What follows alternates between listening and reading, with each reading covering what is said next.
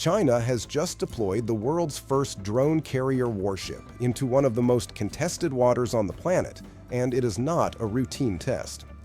The People's Liberation Army Navy has sent its new Type 076 carrier, the Sichuan, into the South China Sea for its first cross-regional training mission. This is a moment that quietly signals a shift in how future wars at sea could be fought.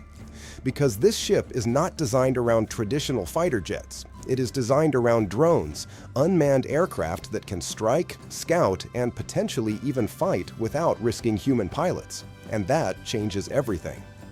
For decades, aircraft carriers have been symbols of power, built around manned fighter jets and large crews.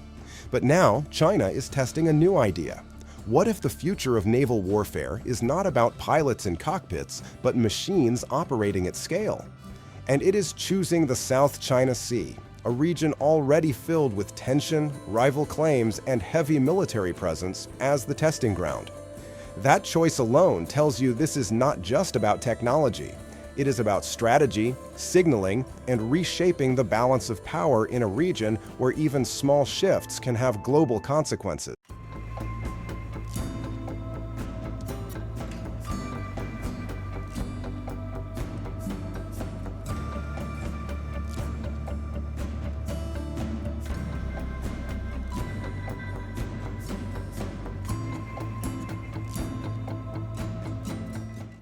To understand why this deployment matters, you need to understand what makes the Sichuan different.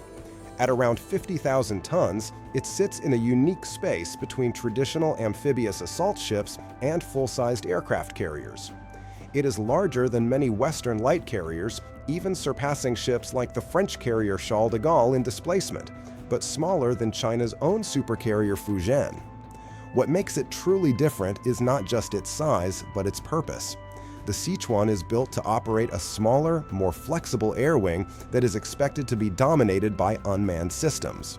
This includes advanced stealth drones like the GJ-11, which are designed for strike and reconnaissance missions. These drones can fly into contested areas, gather intelligence, and carry out precision attacks, all without risking pilots.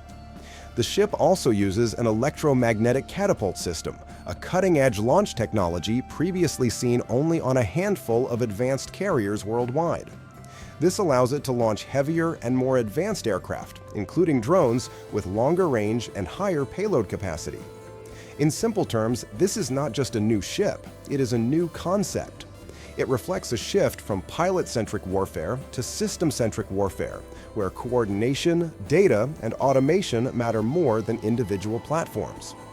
The location of these trials is just as important as the ship itself. The South China Sea is not an easy environment. It has complex weather patterns, challenging sea conditions, and most importantly, a heavy military presence from multiple countries.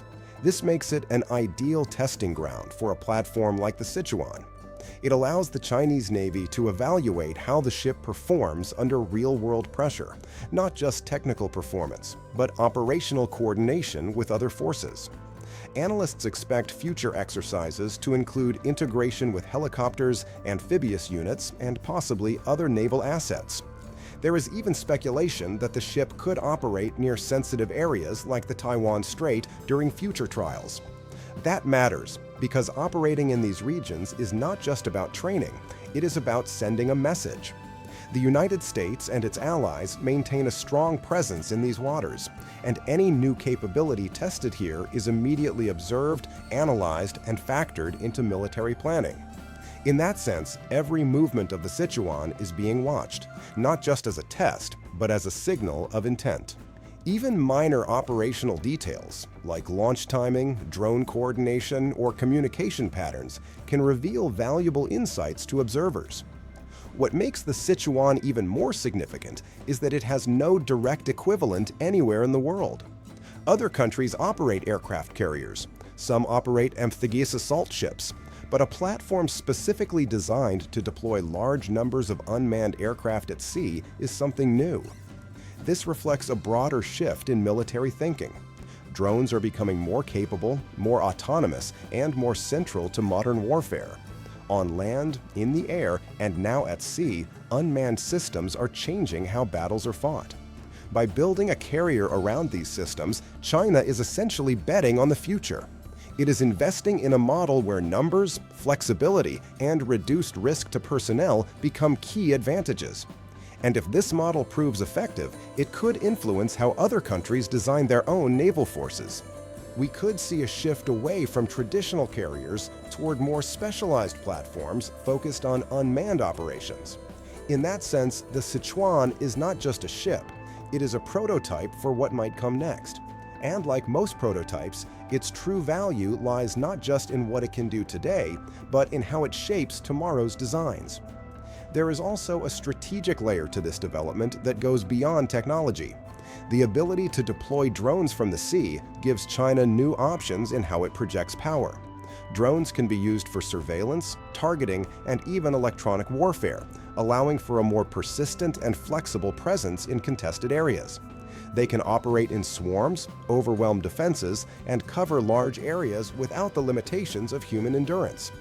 This could change the dynamics of naval confrontation, especially in regions like the South China Sea, where multiple countries operate in close proximity.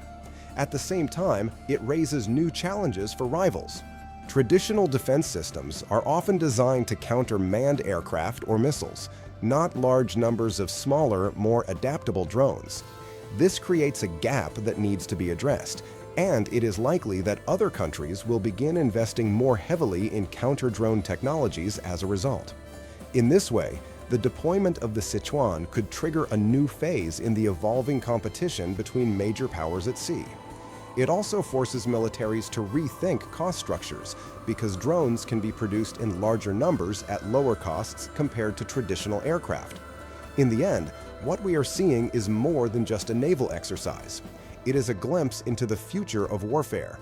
China is testing not just a ship, but a concept, one that could redefine how power is projected across oceans. The Sichuan represents a shift toward unmanned, networked, and highly adaptable military systems. And by choosing to test it in one of the world's most sensitive regions, China is making it clear that this is not a distant vision. It is something that is already taking shape. The real question now is how others will respond. Because when one country changes the rules of the game, others are forced to adapt. And in a world where technology evolves quickly and tensions remain high, that adaptation can happen faster than expected. The deployment of the Sichuan may not make headlines everywhere, but its impact could be felt for years to come, shaping strategies, influencing designs, and redefining what it means to control the seas in the 21st century. And if this model succeeds, future naval fleets may look very different from what we see today. Less about massive crewed platforms and more about intelligent systems working together across air, sea, and digital domains.